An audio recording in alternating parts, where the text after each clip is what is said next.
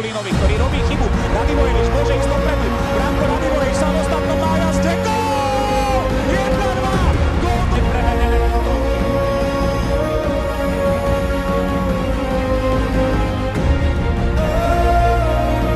Podľa teoretických predpokladov nám americký herný štýl môže vyhovovať a vyhovuje hneď gól Branka Radivojliča po 15 sekundách.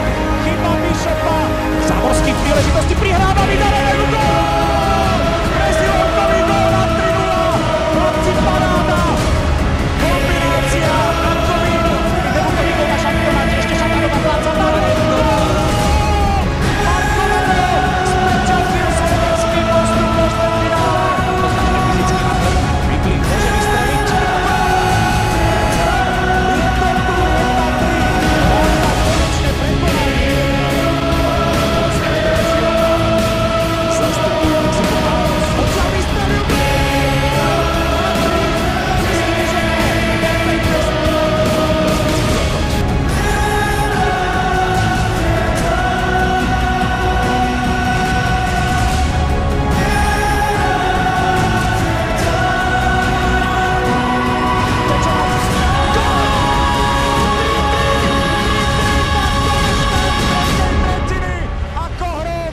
Problémy s tlakom, lebo by si to tu musel dokumentovať sám.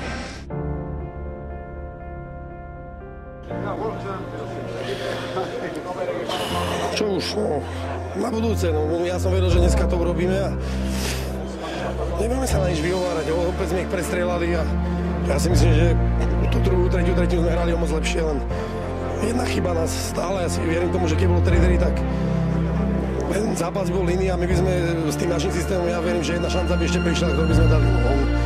Bohužiaľ, spravili sme chybu. Branko, díky za úprimné slova.